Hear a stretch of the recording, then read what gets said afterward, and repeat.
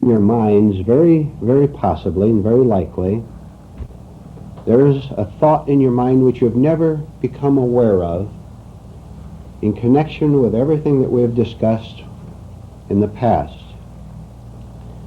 So I'm going to give you a word which you probably heard many times in your church upbringing, in your religious training, whatever it might have been, and which you never really understood, and which it was impossible for you to understand, because there's no understanding in it. We'll get to it in a minute. But I want you to think very carefully about the connection between this particular word, which I'll give to you in a minute, and a state of mind, a state of feelings, a general state that you have in yourself. And when you see this connection and when you understand what we're talking about, it will be a great relief to you. You have no idea how relieved you will be when you see this, when you understand it. Now think of the word forgiveness. See how many associations you can already make, religiously speaking, in the religions you were brought up in. Examples. Here are some phrases almost certainly you heard in your younger years, maybe later years, maybe this morning sometime. The idea that if you do certain things, that God will forgive you for your sins. The idea that if you do certain things after sinning, that they will all be canceled out and your transgressions will be forgiven you and all that. And you will be clean and pure, and then you'll be worthy for whatever vague future heaven was promised to you. Now listen. All ideas you have been given in your past years about forgiveness are false. They are misleading. They will only deepen your sense of guilt and confusion and frustration. Now, very happily, there is such a thing as authentic forgiveness. And we're going to see what it is in the next few minutes. First of all, forgiveness has nothing whatever to do with anything outside of yourself. Now follow. It has nothing to do with any exterior God. There is no God. Now, can you imagine how this sounds to most people? To organized religion, for example. There is no God to forgive you. If you have a God to forgive you, you are still separated from God, from reality, from truth. Therefore, there is you and someone else, something else, which is division, which is contradiction, and therefore totally false. And even if you think you're forgiven by any exterior God, you will feel guilty a few minutes later, because the whole process is nonsensical and false. Therefore, true forgiveness comes when you forgive yourself. But now we have to see what this means, to forgive yourself. It has nothing to do with a movement of your mind in itself, or with a great overpowering sense of emotion, such as you get in false forgivenesses, senses where you're forgiven. For example, you were told that because you did certain things, now you're all right again. And then you go right back and do the same things over, and then come back and get forgiven again by some outside agency, because you have never changed yourself. You're still as big a sinner as you were before. But you have been given by this outside agency, what you call God or an organized religion, you've been given temporary relief, but your nature is still the same. True forgiveness comes with only one thing. That is, and it's so general, but it's so true. True forgiveness comes when you understand everything we have talked about before. So that to be forgiven, really forgiven, means that you have changed your nature and therefore do not continually repeat the things that you have done in the past so that you have to go back for forgiveness. Now in the New Testament, rightly, this is called, in the right sense, I should say, this is called repentance, which is a terrible word because it implies great tears of grief over your sorrow and wailing and sackcloth and ashes and all that, which is pure egotism. You're the big guilty sinner. See how a great sinner I am. It's still vanity. The attention is still on you. And God in his mercy is going to forgive you. You have retained your egotism, and you'll go out and be a vicious human being the next day, and then pray again and feel good. And this is why the world is mad. Because organized religion has told you that this is what makes things right, and it makes nothing right. Furthermore, true forgiveness does come from yourself, and it does come when you see very deeply everything we have talked about regarding the nature of time. It is now a certain time by the clock, certain time by the calendar. When you understand the non-existence of time psychologically, do you want to use the word spiritually, then you will see that the moment you do something that is wrong, which is the same thing as doing something against yourself, a negative thought, a hostile thought towards someone, when you see that time does not exist, that is the moment of your forgiveness. God outside of you has nothing to do with it because the kingdom of heaven is where? See? So you're not depending on anything except your own understanding. Don't you know, don't you really understand who God is? I'm using this word repeatedly because it's all right to bring it in. God is capital U, understanding. The word understanding with a capital U. See? Therefore, there's no division between you and God because I and my Father are one. There's one thing. You practice with this now.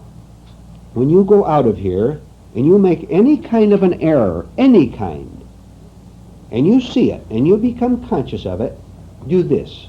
You say, I am not going to live in a false state regarding this blunder I just made, whatever it was, especially the unseen ones, which are 99% of them, a hostile thought, a jealous thought, a gloomy thought, a self-centered thought, anything.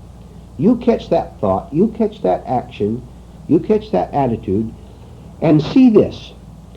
See that the second you understand everything we're talking about, that doesn't exist anymore.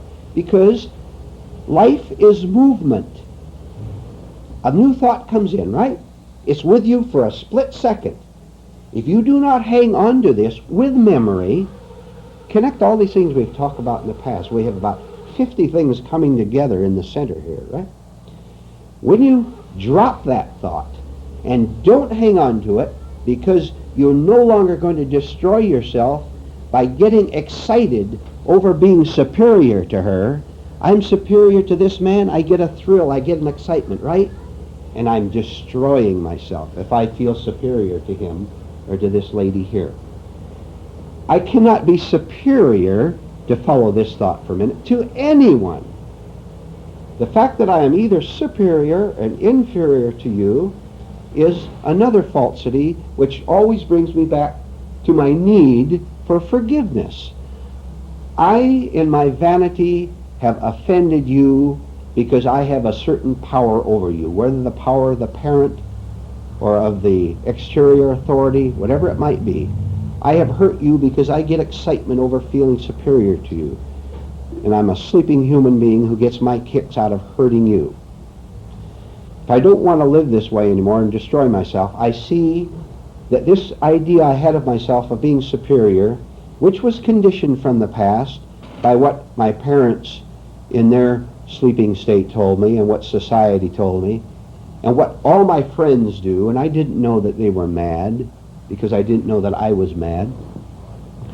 When I see that I can drop what I have called myself The moment I see it, become conscious of it, understand it, what happens? First of all, because there is no time, there is no need to be forgiven, to have mercy, see, on what this terrible thing I did 1 second ago or 50 years ago. I wonder how many of you here, and those of you listening to this tape, wherever you might be, have any idea of how you are dragged along the ground by things you did in the past? And you have all these guilty thoughts, all these shameful thoughts over it. You're not really conscious of them, and that's why I urge you to become conscious of the thoughts that pass through your mind, because you can't work on this step. This is very advanced. Do you understand this, by the way? What you're hearing is extremely advanced, because we're bringing, as I said, 50 things together that we have discussed individually over the past, and this morning we're trying to bring all 50 of them together, and that's very difficult, because you might get one and then the other 49 slip away from it. The idea of time, the idea of identity, the idea that I might have a need to feel superior to you in order to feel important. All right. Try to see, I'm going to wrap this up and then we're going to discuss it. Try to see, now listen. We're all seated here in this room right now, right? You are free at this very second of everything you have ever done. You don't need forgiveness except in the sense to understand everything that we've talked about. To feel unforgiven and to feel that God is going to send you to hell, which some cruel human being said to you when you were a child, some vicious human being who was asleep himself, and this frightened you as a child because you know that fire is hot, and that's transferred over into your other associations. When you understand everything that we've talked about, you can be free right now. Or, if you don't understand it now, you can go out of this room and understand it maybe tomorrow or next month. So that there is no such thing anymore as living in the past. Because we've also seen, among our many things, that living in the past involves memory. You have memories of this terrible thing you did. Remember when you were 16 years old and you did some little thing. You're beginning to do evil more mechanically and more conscious of it in one way. You knew you were doing something wrong. You were 16. And all these years this has preyed on your mind. That is cleared away. The whole thing is erased. Because this evil person who did this when you were 16 or 25 or 40 or 60 or 6 years old, it makes no difference. This person, and this is the summary of it, so get this. This person that did this thing in time does not exist now, and he never did exist. Because the past is always becoming the past. But because you want to be you, preferably a you who is a wonderful person. All right. Remember when you were 25 or 35 or 40, and one day you were told to spend a whole day to help the poor, and you went down to the poor section and you gave out clothing and bread and helped the relief society? Remember how wonderful you felt? Remember what a wonderful human being you were? Maybe you're hanging on to that, and that has to go too. Because that is just as much vanity as the evil things you did, because there's a sense of self in there, a sense of who you are. You have to give up being both an evil and a good person, because you don't exist at that at all. What you do consist of is a human being who is at the present time existing in the human body on this earth, who is expressing the wholeness of the universe, of God, of truth. And you are an expression of that in the physical form right now. Someday you and I will not express it in the physical form, but we happen to be doing it just now. So you are an expression of that. Now, if you don't take your physical body as yourself, then what happens to the fear of not living in the body anymore, of not being alive anymore? What happens to that? Then there's no clinging to that. If there's fear of death, there's also fear of life. They're both the same thing. To the extent you're afraid of life, as it is, you'll be afraid of death, because now you're thinking in opposites. You are thinking. We're not here to think in opposites, but to understand with the whole mind, instead of the partial mind, which is memory, which connects with the past. So, whether you understand it or not, see it or not, each one here is everyone on earth, but you have to don't go too far now, understand. When you see this, when you understand, you are free. Then also, because you are forgiven in the sense we talked about, you will never do things anymore that cause you to look for forgiveness, because you're not offending. To use simple terms again, you no longer do the 1,001 unconscious things you have been doing all your life, like banding together in some little group, whether it's just a family group, against another group. You no longer have division in yourself. You're a whole human being. Therefore, you are totally innocent. And no one is going to know it, but perhaps you and a few others. You will know it. When you reach this state, you know it. You know that you're not the way you used to be. And as I said at the beginning, what a relief this is. And don't expect other people to do it, because you don't exist to them except as another person who is as they are, because they cannot think outside of their own state of mind. This is projection. Everybody thinks everyone is as evil as they are. And in almost every case, this is true. This is true. And I'm not, this you understand, in case some of you think this is appealing to a person's vanity. If you have any vanity over this state, then you're not seeing it correctly. You simply know that you are out of it. And that's the end of it. And you're not trying to get anything from any other human being by which you destroy yourself and destroy me and everybody else. The chief occupation of most human beings on earth is to go around hurting other people in the name of goodness, some kind of goodness, religious goodness, social goodness. Do you believe that? It's a terrible word, but do you see it? Do you understand it? Do you want out of it? Now, one final thing, and then we'll discuss. I doubt very much whether you are giving even 10% of the fire that you should be giving to this. Don't you understand? Don't you see? There is nothing on this earth for you except the truth. You have nothing else worthwhile. Nothing. Why do you goof off your life with anything except a fiery drive toward understanding these things? Go about your daily business. Go to work, whatever you do. Watch television if you want. Talk with your wife. Live a normal life in your home, whatever you do. Don't change anything outside. But while you're talking with your wife, watch the expression on her face. Why? Because you're working, right? This is part of your work, to see why she said what she did. Vice versa. The wife is watching the husband. And if two people, which is very rare, husband and wife, can work together, what a wonderful thing that is. It doesn't happen too often, but it could.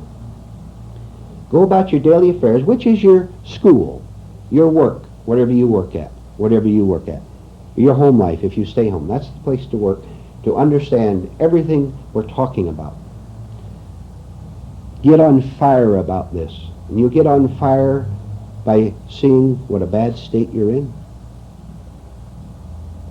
By seeing that you do get hostile, that you're afraid of your wife or husband leaving you. If you're afraid of someone leaving you, get on fire over getting over this state so that you don't live in self-torment. This group, these classes, are to get you over tormenting yourself from the minute you get up in the morning to the time you go to bed, not knowing it's torment, because 50% of it gives you a thrill. That excitement you get over getting the raise or attracting that attractive person or whatever. All right, let's talk about things. What don't you understand? What don't you see? Yes? What's your definition of death? Pardon? What is your definition of death? Death exists first as a word, right? the word death, you can put it on paper if you want. Then the word death comes from the level of mind, the memory part of the mind. You've read or heard ever since you were born the word death. Now that's part of your memory. Then all other kind of associations with death, depending on your conditioning, will follow that. Right so far? To some people, death is when the Lord's going to carry them up into heaven for all their good Christian works, and they're going to live with the angels forevermore, things like that. Another person, death might be punishment if you've been afraid of what you have called God all your life. It can be many things. When you no longer think about death with your conditioning, then it becomes merely a word instead of something to react to with either fear or expectation. Do you understand? If you have either fear of death or expectation of a reward, which is just as immature as the other, they're both the same, then you're thinking about that word death, the idea death, from your conditioning. What if you had no ideas at all about what death was? What would you do? You couldn't think about it at all, could you? What would you think about if you had no conditioning? Then you wouldn't fear it. The fact would be there of physical death, but how could you fear it? If Mary Smith and Tom Smith don't exist as identified selves in time, then how can they die? If you understand that you were never born as Tom Smith or Mary Jones, then these so-called entities cannot die. They never existed in the first place, except as ideas about yourself. Right? All right, you take a table, you take an unpainted table and you set it in the room. You paint the table green, you put a vase on it, you put flowers in the vase, you put an ornament on the table, and you call the table Tom Smith. Give it a name. See, you have all these labels. What if you didn't have a table at all? Would you be afraid of the table going away? See, you have to see it for yourself. What if you had nothing to hang on to?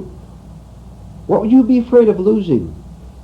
If you lose everything, what can you lose? We're here to lose everything. Do you understand what that means? Do you understand what that means? To lose everything? It means to lose all our labels, all our ideas of who you are. If you had no idea of who you are, how could you lose the idea? We are seeking to die while we're still alive. This is what it's all about, one way to put it. Then who is there to die? If you see through the illusion of a separate self, Tom Smith, president of his local club,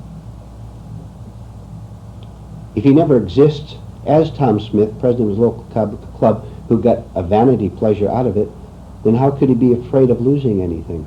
You have to see it. You have to work real hard to get to this. Okay? Change? Pardon? Isn't that change? Isn't death change? Yeah, sure, obviously. Yes. Well, I observe death as the ending of the physical body.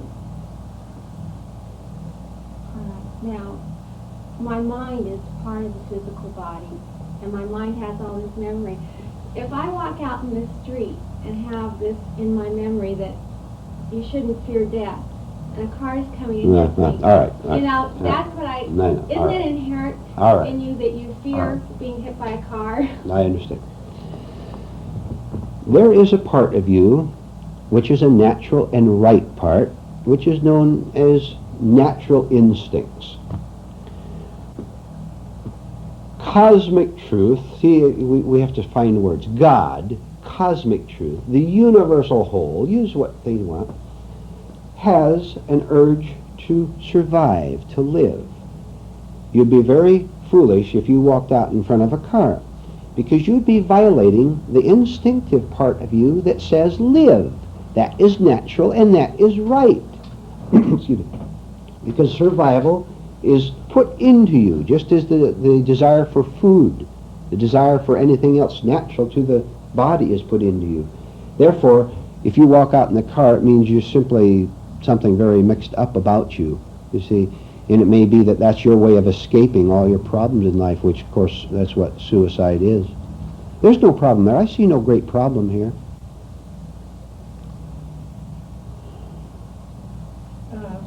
Mr. Howard, May I ask, excuse me, please, may I ask everybody to speak up loud and clear? Thank you.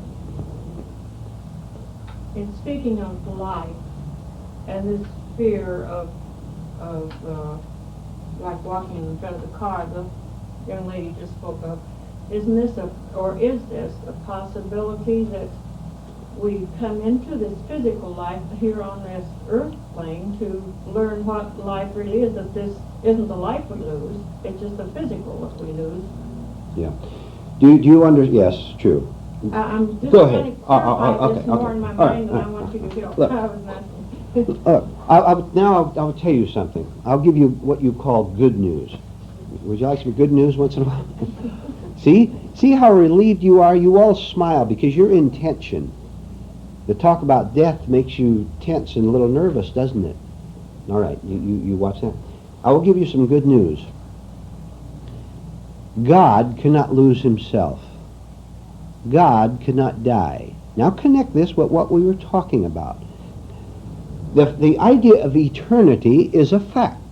This is not false. There is such a thing as eternity. And you, not as a separate Tom Smith, is a part. You are a part of this eternity. Therefore, the kingdom of heaven within cannot die. What passes away in time is simply the label Tom Smith. But you can't see this yet. You can't understand this yet because you're thinking about everything I've been telling you about with your mind, with your memories. I know just perfectly how you're taking everything I'm telling you. I know what part of you this is falling on, but we have to do it anyway. I know how the ball comes toward you this way, and it gets, one of you hits it off that way, and another hits it that way, and another hits it that way, another that way, according to your conditioning. When it should come right straight into all of you, instead into one corner of your mind, which has called you Tom Smith and Mary Jones, the identified self, whom you are afraid of losing. Again, I will say this is very advanced. You have to do a lot of thinking about this in order to make all these connections. Then pretty soon the whole picture will become clear to you. Then there won't be any fear. Yes?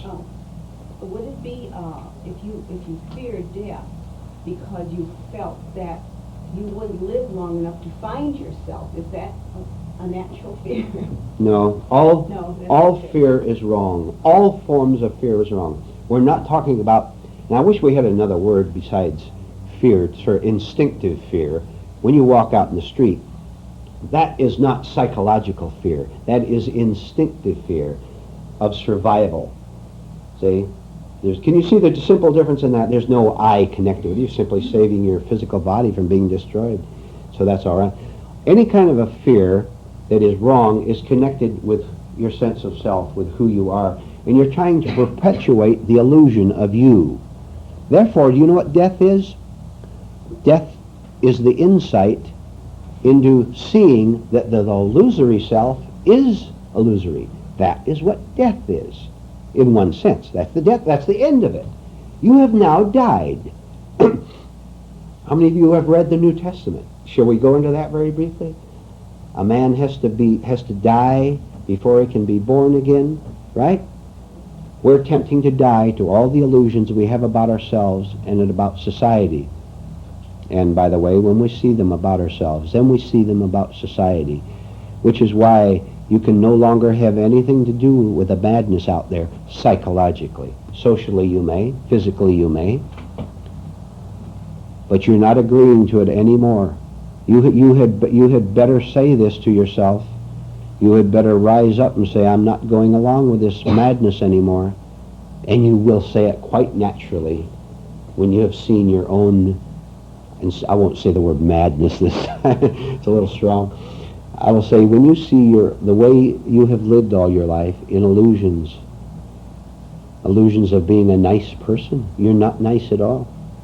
You're not nice at all. I would, yeah, in just a second. No, if it's not.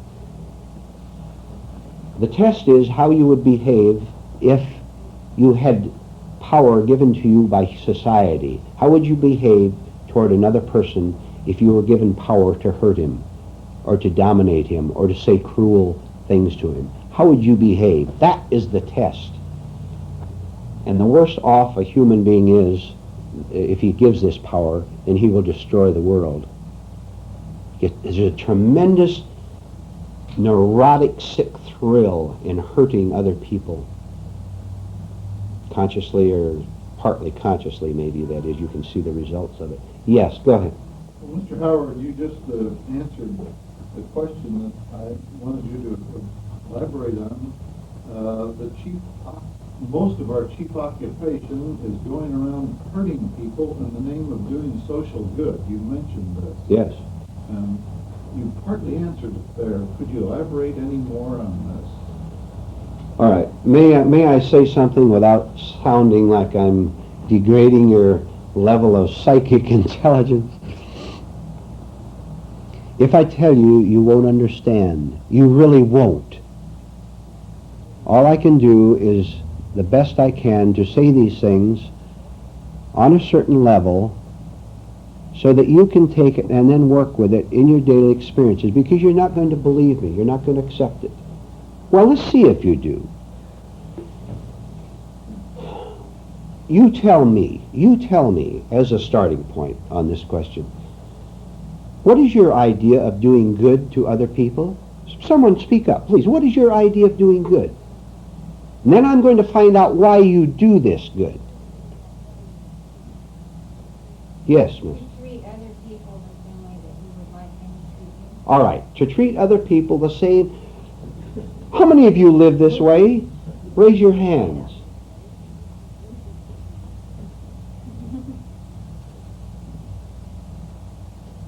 I don't think we know how we want to be treated. I know you don't. You do not know because you have never observed, I'll rephrase that, because you have never been able, as yet, maybe in small ways, to get outside of your own mind. You are so self-centered. The world revolves around you. You think. Therefore, since everything must revolve around your interest, what you want, and what you want to blab about, you have no possibility at all to put yourself in the other person's place, even to see how you hurt him in small ways by making little remarks. Later on, when you're at a point where you can take little remarks, then you can be worked with, and they will be given to you consciously to wake you up. But we're not talking about that now. Some of the people at our other group get these little remarks now and then to wake them up. As long as you're so involved with protecting what you call me, you do not have a conscience at all. You are not kindly at all. You're behaving on the mechanical and social level of kindness, which you are doing in order to affirm your image of being a kindly and a good person. And you have no kindness about you at all. You are part of the madness.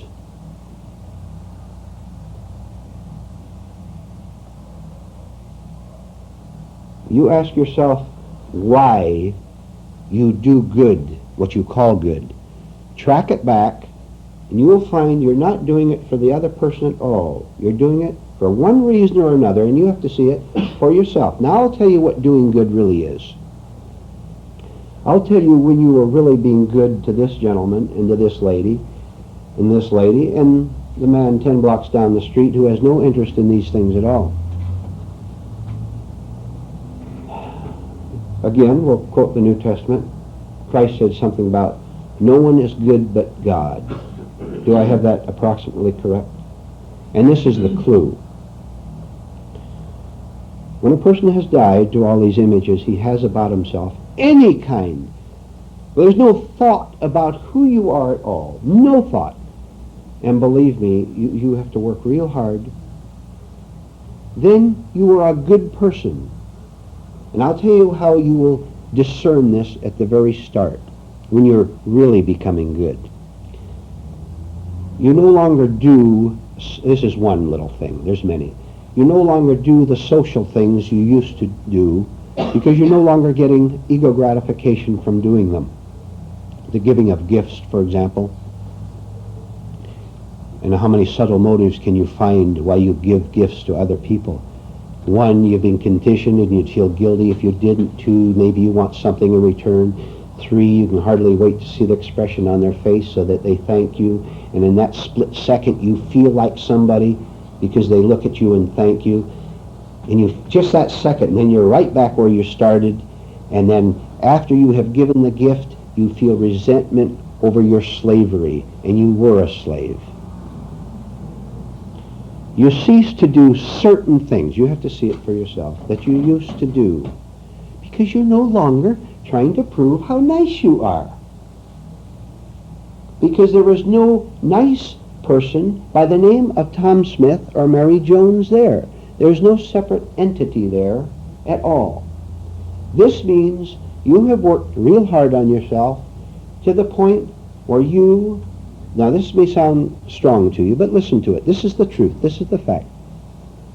So that you and God, you and truth are one. In this state, there is no falsehood. There is no deception. There's no need to get anything from anyone.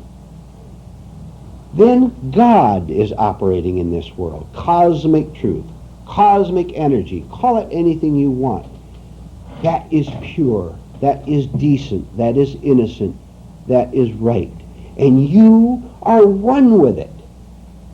Then you don't have to try to be good. You are good. If you try to be good, you are bad. You're trying to confirm an image. A good man, you take a common thing. You've heard it. A person who boasts how good he is, in one subtle way or another, he's trying to prove something. And you see through him, don't you? You know there's something wrong because he keeps telling you how generous he is. This woman tells you how she gave money to the Red Cross and helped the little orphan kids next door to have a Thanksgiving dinner. She's trying to confirm an image.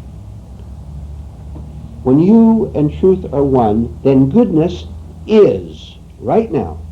And you, not as Tom Smith, but as an unnamed expression of the whole, are also good. Because there's no division between you and God anymore. Do you see? If you try to be good, you're wasting your time and you're leading yourself deeper into delusion, and you will always have a reaction. For example, this resentment. Yes? This is what Jesus meant when he says, I come to give you life and give it more abundantly. Very good. That connects with it. Yes, that connects.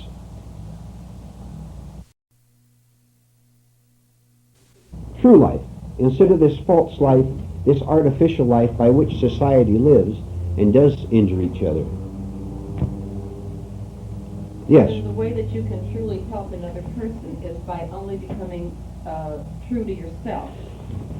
Now that is great. That's a wonderful statement. Do you understand it? See, we always want to do something for someone else, but we don't really see our motives. Therefore, when you see that if you are good, the only good thing you have to give is your own goodness, which is not an individual, but of the whole. Don't be afraid to ask a question that you might really like to ask, that you would ask at home to yourself, but maybe you're bashful about asking it here for some reason or other, because the person next to you is asking the same question probably. Yes, ma'am. Could you elaborate on the part religion would play in finding the true self? If it The does- part religion would play. Or God. Oh yeah, sure. All right, let's follow it through. You were born into a family that has a certain religious background, whether it's Protestant, Catholic, Jewish, whatever it might be, Eastern religion, anything. And so you were told certain things about God. You're told what the nature of God, who he is, what he does, how he runs the world, and all that. You're also along with this given rules for what is right conduct on earth. Right conduct could be any number of things. According to your religion, you should just marry a person of the same faith, or you should go to church regularly, you should contribute your money. You're told how to behave toward God and toward other people. You're getting a pattern of behavior. All of us here, to one degree, maybe even if you weren't brought up particularly in a religion, it is seeped over into everyone. You're told how to behave. Now, let me ask you this.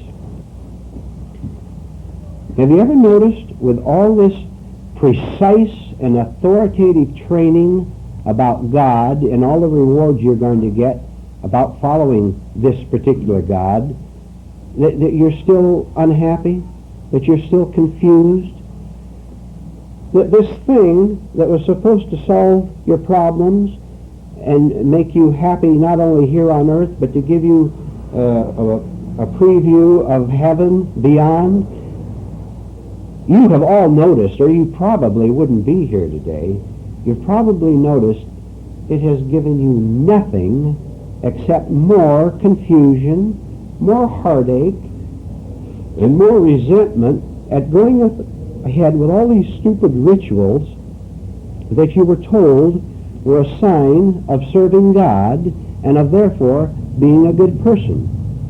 The main point, first of all, being seeing that it has done nothing whatever for you. You know that. You know it. I know it. I can tell you without knowing any of you here, it does absolutely nothing but get you into a mess. All right. Now, so far so good? Now, quite by accident and by mechanically, sometimes when you were in church and in Sunday school and reading certain religious books, you read the truth. You read statements that were factually correct.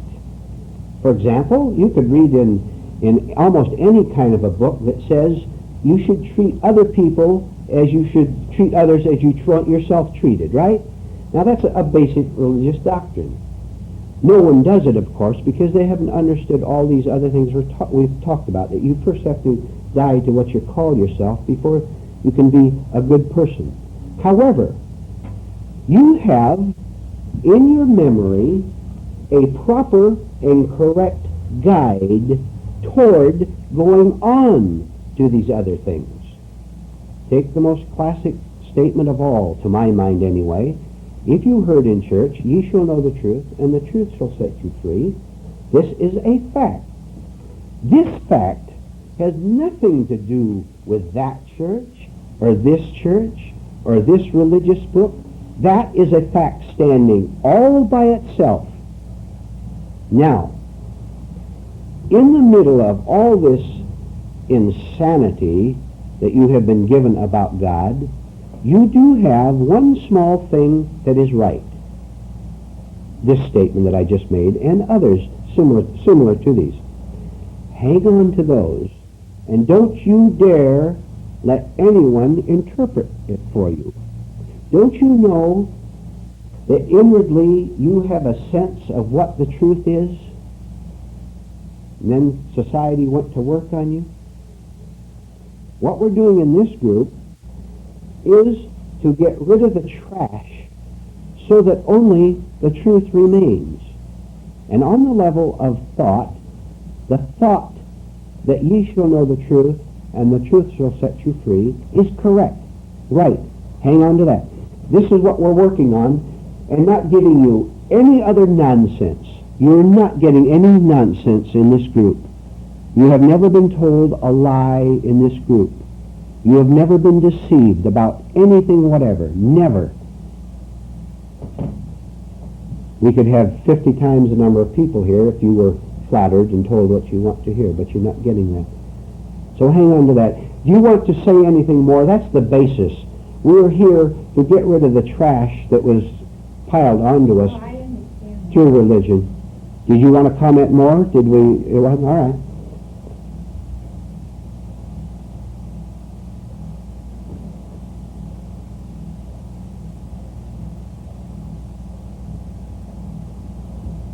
I would like to ask another question. at finding your true self because you may not like what you'll find? I mean, it would be different than what you would expect. Well- Or you might not be as nice a person as Well, you were not. I am not just you. I am not. This gentleman is not. This way. How many times have we gone through this? We'll go through it again. Heaven is here. Hell is here, standing right in the way, and you are here. You go straight through hell of seeing how terrible you are, and you'll make it to heaven. No other way. This is why we're here, to find out how awful the human situation is, both us and other people. We're going through the hell of being shocked. And some of those who have done some advanced work on this would come right out and tell you about the awful things they have seen in themselves. But there's so much. Then we have to tell you, once you see this awful thing, don't hang on to it, because you get a false pleasure out of being an awful person. See? It's so difficult. But, as I said during the break, all this is understandable. Some of you know exactly what I could repeat, but I don't want to repeat things too much.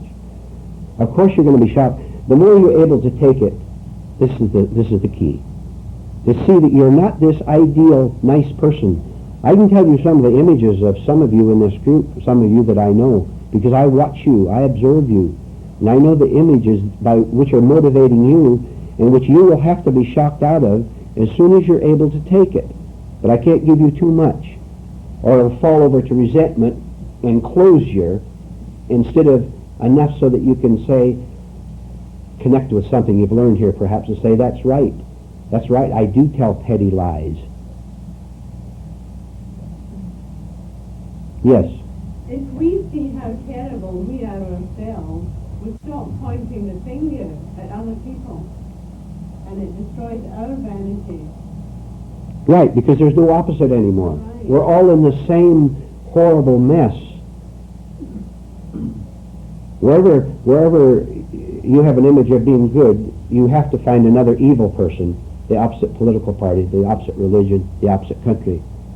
Where you're really good, listen to this, those of you who have not heard this before, when you are a really good person, in the self-unity we've been talking about, there are no opposites whatever, except on the physical plane. You're opposite to me physically. You two ladies are opposite. But there's no good me as opposed to an evil you. When I see that I am evil, really see it and understand, I destroy my evil. Therefore, I can see your evil, but it's not with a sense of superiority. Because as Sally just said, all the self-righteousness is knocked out of you by seeing your own madness. That's how to get rid of self-righteousness, self-righteous hypocrisy. But few people, to come back to your point for a minute, will ever even take the smallest step, not the smallest step, towards seeing their self-division, their hypocrisy. The slightest word, and they flare up at you. This is why you don't talk to people about these things. Yes? Mr. Howard, you've been stepping on my toes this morning. Right. I was a very good child and a very good young lady until I couldn't stand it anymore. Yes. Then it was just the opposite. So I thought everything, anyway, I did, to me, was very magnifying and very sinful. Yeah. And then I had an awful time with resenting God and everybody Right. else, because I was such a good Right. goody. Right. And then I would have certain ones pointing to me and saying how bad I was, and I was seizing on their knees. And when I Right. really saw Right. this, That's very how good. much anger, Right. but I still haven't all of this, because then Yeah. I was feeling, isn't this where depression and defeatism comes from? Defeatism? I'll tell you what. I'm thinking of a good look at defeatism, because I'm kind of sitting in it. There is defeatism, obviously, only where there's successism, right? Versus, I wish you would expand this, because I feel Yes. so defeated. I feel so such a failure. All right. Now I'm going to This is tell you. vanity. Okay. Why do we get depressed? Why do we feel defeated? Someone tell me. You tell me. You're protecting projecting the false images. Of course. This means anyone who feels depressed means depression is pure self-centeredness. The world doesn't acknowledge me as the world's greatest baritone, the world's greatest painter, the world's prettiest woman, the world's greatest actress or actor. You don't acknowledge my idea of myself being the great spiritual leader, for example. You don't acknowledge me as that, and I get depressed and I hate you. If I didn't have any ideas about who I am, how could I get depressed? See, it's so simple and yet so difficult. And you've made a good point there, a very good one. Take it another step for me. Now, I would have this in reverse. I mean, I'm not denying what you're saying. What I'm saying is I was taught I had no talent or just plain mediocre or no, I'd never get anywhere. And so somehow I've got this in reverse. And this is where the level I'm functioning from. Pardon? Yeah, but this is something I have accepted a long time ago, and I'm not working. I can see that I'm not working through it. I'm still sitting in it. All right, I understand. Every once in a while, someone will ask this question. I believe it has happened here. Someone will say something like this. Maybe one of you here asked the question. Here's the way it usually goes. But we've all got to have aims and goals in life. We've got to set up an objective, and like the businessman's pep talk you hear, we've all got to have aims and goals in life. There's only one goal in life, which is to find yourself. All others are false. Now you say, why do I have to repeat these things? Why don't you go out and your business is painting, your business is carpentry, yours is running a shoe shop. Why do you connect that wrongly? Why don't you just go out and be very good at your work, which you should be, without thinking anything more about it? Because there is no entity there that can do anything toward making you the world's greatest carpenter, the world's greatest actress. You cannot do a single thing for an illusion. The illusion that you must have this aim, this goal to succeed in a certain way. Because you don't control it, because you don't exist as a controller. If you saw this, you would come up and shake my hand and thank me for taking a load of bricks off your back, if you saw it. Because now you don't have to do, you just have to be in this state we were talking about. Then, on the everyday level of carpentry or whatever you do for a living, there is no problem because you're not trying to become the best. All you're trying to do is get enough money to get bread and coffee on your evening dinner table and to pay the rent. And that's no problem. Just do it. The problem enters when I have an aim which I think I must reach. There is nothing to reach. You can never reach a mirage out in the desert, can you? Neither can you reach these goals you have set up because they're based on the idea that there is a you who must attain something. God, truth, reality, has nothing to gain, nothing to get. You have nothing to get, with the exception of understanding all this. Right? The one of attainment is the bell ringer. I've nothing to attain. Look, all right. Look, when you get what you want, what happens 5 minutes after you get it? You don't want it yet. Maybe you don't need it.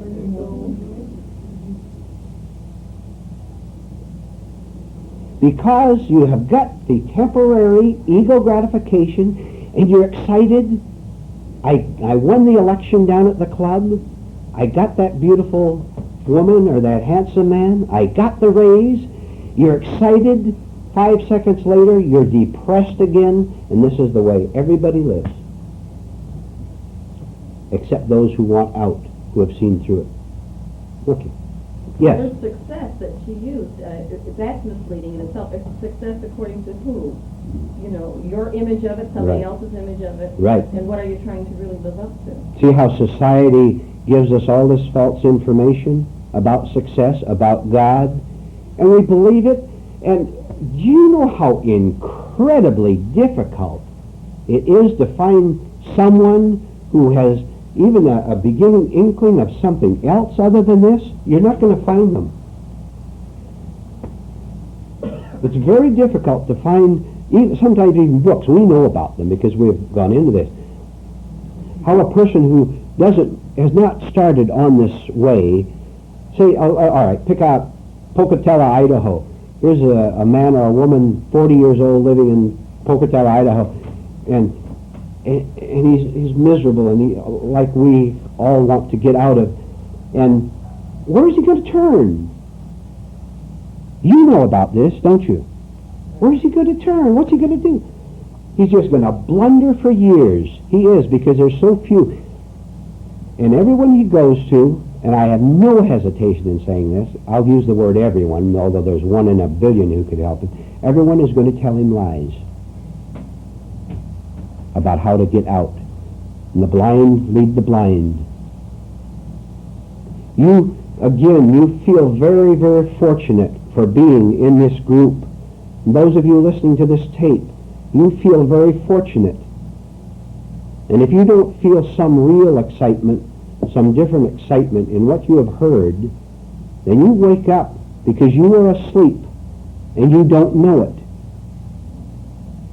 And if you want to change that secret heartache you have when you go home, then listen carefully.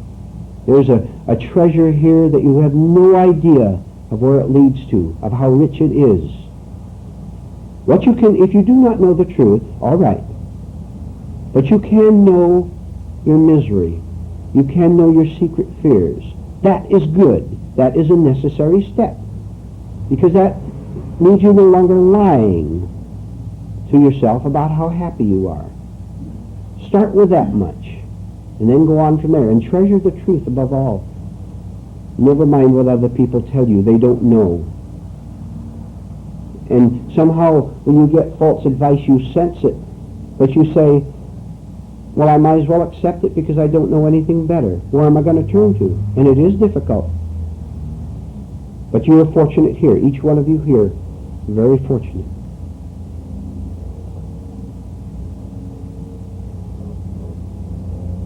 The greatest misery I have noticed, and I want you to comment a little bit on that, Ms. Hart, is the desire of vanity, of to be approved, praised, flattered. Right. And when nobody does that, I either flatter myself or feel resentful when ignored. Sure. Explain why you get resentful when you're not flattered. Because this desire of being somebody, of being someone, somebody to confirm whatever image I have, is not being confirmed. And that is excuse me, go ahead. And it's very painful to the self, or this thing we call self, this thing we call me. If you see pain in yourself, again, back to what you mentioned, if you see pain and shock in yourself, this is wonderful. Now somebody tell me why. Again, someone else speak up. Why is it good to be shocked by seeing that you're in pain, that you're miserable? Yes? You're getting rid of some image about yourself, not who you are. You're getting honest again. You're beginning to see your actual state, And the more hell you can take, the faster you'll get out of hell. Don't run away from hell or you'll stay in it. You understand what that means, don't you? There's no escape from hell except understanding what it means. I'm talking about emotional hell, mental hell. As one said, I've noticed how I need approval from others and from myself, patting myself on the back when I Right. get jobs done, Right. and then kicking myself with a bad job. Right. You know, the same thing was going through my mind that you just talked about. Now, do you feel the pain, the anxiety in it? Of course, but to see how we depend on other people. Right. were totally dependent on their approval. Like this lady said, she was told that she's been a failure. See how this is depending on what they're saying to us?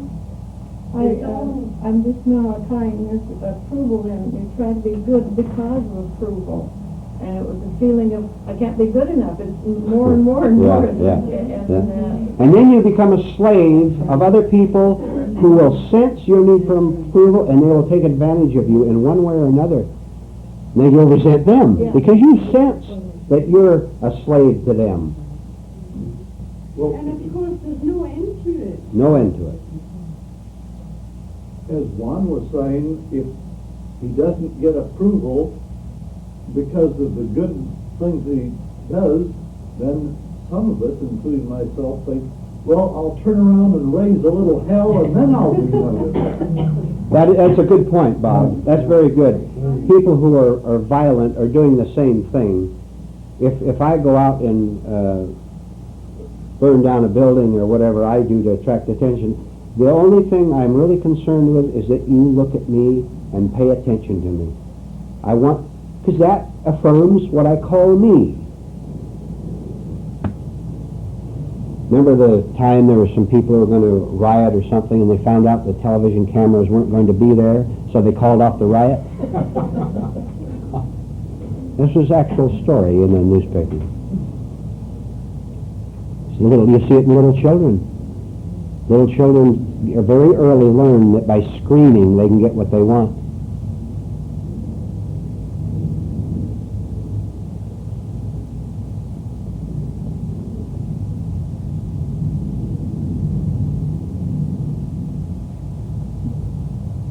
Yes. If you're trying to find yourself, is it actually damaging to associate yourself with people who know are people? Does it drag you down? We've covered that before. When you really understand, let's start. I mean a husband or someone that you... Now, I understand. Don't you see that truth, capital T, God, cannot be influenced by anything whatever? Or could it actually be a help? If you're working on yourself, of course it can be, because that's going to put a lot of conflict in you. The more troubles you get from society, the better off you are if you're working, because that will help clear it out, because you can begin to see what a slave you are to other people. You are not a slave, not really, to any human being, to any human organization, not really. Only as you are a slave to your own false thinking, because they're the same thing.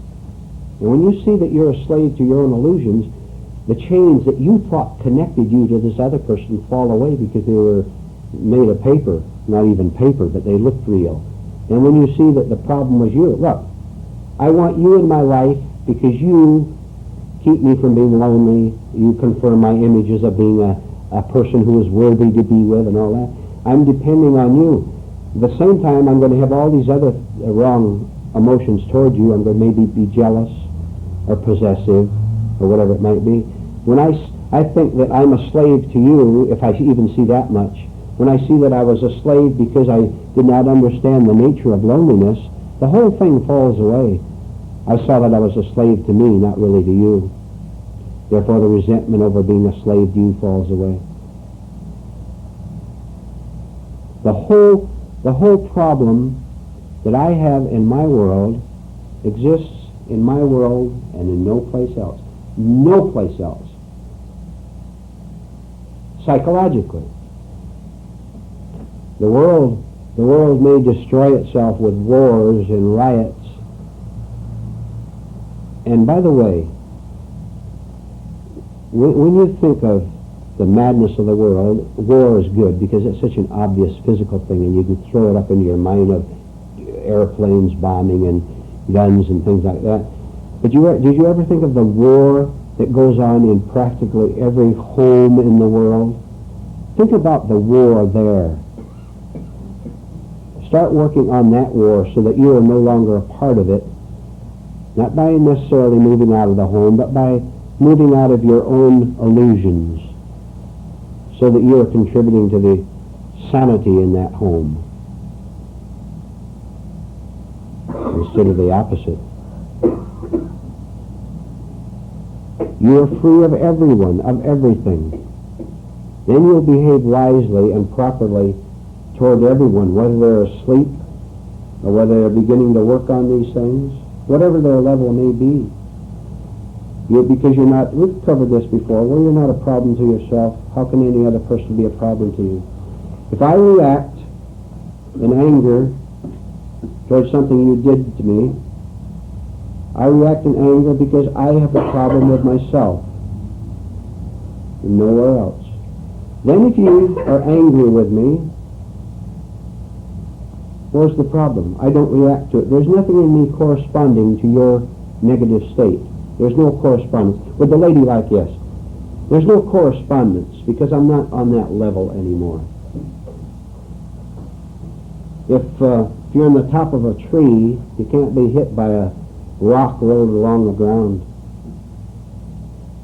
If you're living on the ground thinking that you're on the top of the tree, you'll get hurt by the rock and wonder why. You just think you're up in that tree and you're not. You have ideas of being above human insanity.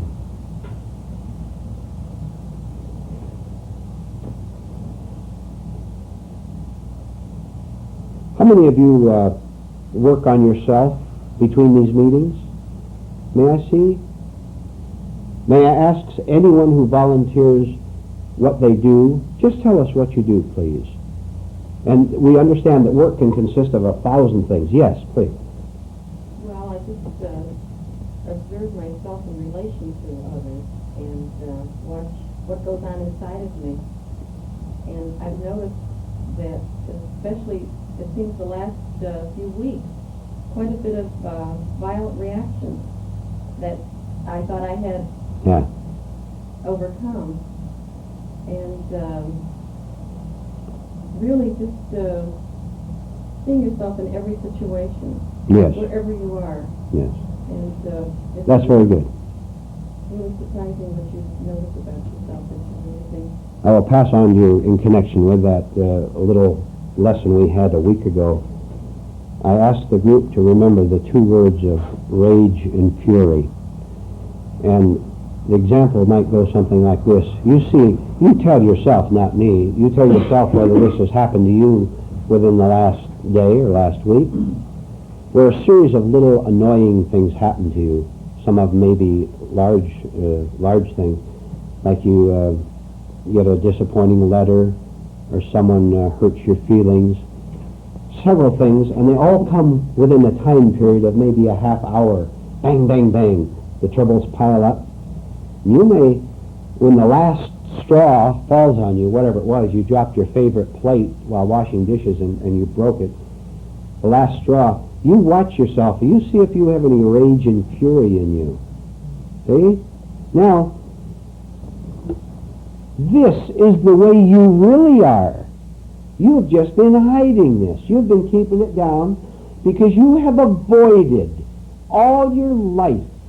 You have avoided all challenging situations that would bring out the rage that you have in you. You have played it safe by sticking with this religious group, with this political party, playing it safe right within your own group so that you have never seen this rage and fury that you have in you. This is the way you have always been. So be grateful when little things pile up on you so that you can see this. You may even say bad words.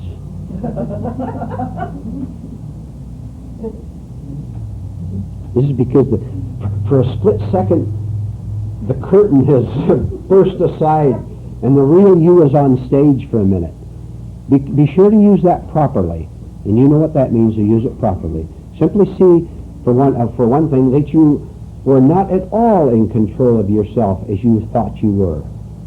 You were in a false control because you never had any challenges. See?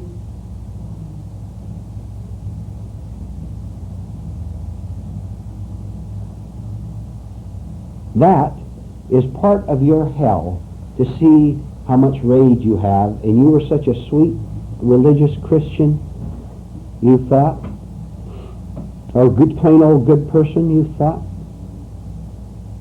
A good person, a really good person, does not have sudden rage in him, because it's never been suppressed way down below there. It's been brought out so that it was canceled out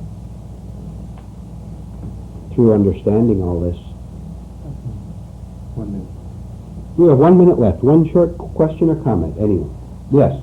Mr. Howard, I have, since I started reading your book some time ago, I've noticed this because I have been in legal and financial situations where I've had to, I was back in the corner and I had to come out. I've noticed this rage, but since I was here, I had your tape and I sit down and I would write it, I wrote it off so that I could read it and listen to it, and I was so amazed that what I wrote, that I didn't hear. But the first half, it took me 3 days, and I couldn't leave it alone while I was writing. And then I finished the first half, and I couldn't touch that tape for 3 days. I couldn't read it. I was full. Yes, I know. I understand. We can only go so fast. That's right. That's true. But then I was a person that could never project myself, or I thought I could go out and do things I had to do and find out information for myself, which I should. And I found myself going into the courthouse, going through records that I didn't even know existed or how to do it, but I did it. Okay. And then I went into a pre-trial situation. I never heard of the word before, and I found out a lot of things. And for once, I wasn't. But I have caught this rage before. I mean rage. Yes. Aren't It you? was through your tape and the one class in your book. Yes. I don't say I haven't. I understand. But it was explained that since I was here, it has helped me so much. Yes. Aren't you glad? Aren't you glad that? Go ahead, Sally. Go ahead. I was just going to say that is very good from another angle. We do things that we would never do before. I couldn't. I was too frightened. I was afraid of life. Yeah, on the everyday you get much more efficient. We've covered that. Everything goes Not much only more. that, but we do things that we're frightened of. This is a work project, so to speak. We shy away from things, Yes. but now we do them. Yes. Aren't you very glad, and aren't you people listening to this tape, aren't you glad that this was brought out into the open at last? The idea of having a lot of rage in you. See, now it's being brought out instead of covered up, and already there's a beginning of understanding of it instead of a guilt over it. You should not feel guilty over rage. You'll never understand it if you do. When you catch this little rage, which you'll never show in a group, because the exterior masks are too well in control, but when you're alone with yourself or with someone who you don't care how they picture you in particular, then you may show a rage in some way. So I'll tell you what to do, and then we'll end with this. When you see it, you apply everything we've learned to it. First of all, don't feel guilty about it. Simply see that you had this rage in you. This was what was directing your life for all these years. This is what part of made your life so miserable and so resentful and so shy of other people for fear of what this other person can do to you. All this is rage. Whenever you're dependent on someone, you have rage toward them, and don't you forget it. It's not natural to depend on anyone except on the physical level. See the rage, don't feel guilty over it, and as you get this big one of rage, it will clear out a dozen smaller ones along the way, like a mild resentment. Because when you clear out the cellar of all the junk, there's nothing in the cellar. But rage is one big pile of junk down there that we can throw out all at once. Copyright 1973. No portion of this material may be reproduced or sold without permission from Bruno Associates, Garden Grove, California.